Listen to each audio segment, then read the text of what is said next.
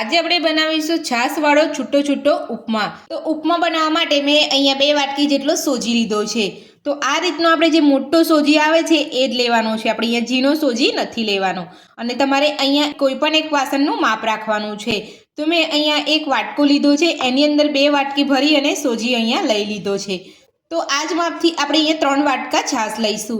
જ્યારે પણ તમે ઉપમા બનાવો ત્યારે તમારે આ રીતનું એક માપ રાખી લેવાનું છે। તો છાશવાળો ઉપમા બનાવવા માટે સૌથી પહેલા આપણે અહીંયા એક ગેસ ઉપર કઢાઈ રાખી છે। કઢાઈની અંદર આપણે અહીંયા 2 ચમચી ઘી લઈશું। ઘી આપણે અહીંયા ગરમ થવા દઈશું। તો ઘી આપણું અહીંયા ગરમ થઈ ગયું છે, તો હવે આપણે બધો સોજી ઘીમાં ઉમેરી દઈશું અને ઘીની અંદર આપણે સોજીને અહીંયા સરસ રીતે શેકી લઈશું।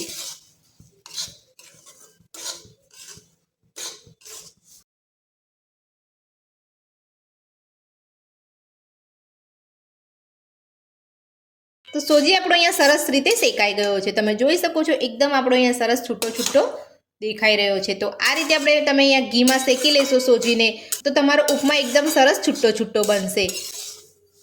તો સોજી આપણો અહીંયા શેકાઈ ગયો છે, તો હવે આપણે સોજીને લઈ લઈશું ગેસ ઉપરથી।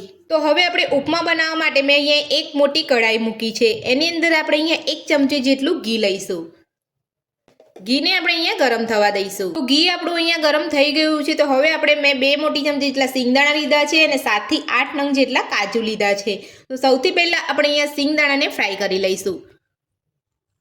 સિંગદાણા થોડા ફ્રાય થાય એટલે એમાં આપણે અહીંયા કાજુ એડ કરી દઈશું।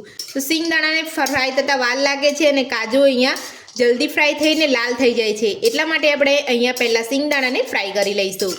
જો તમે સિંગદાણા અને કાજુને બંનેને સાથે ફ્રાય કરશો તો તમારે કાજુ છે એ જલ્દી લાલ થઈ જશે।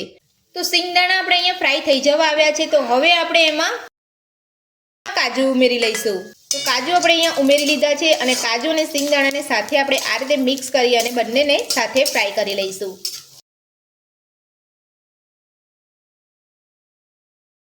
તો કાજુ આપણે અહીંયા સરસ ફ્રાય થઈ ગયા છે, તો હવે આપણે સિંગદાણા અને કાજુને કાઢી લઈશું।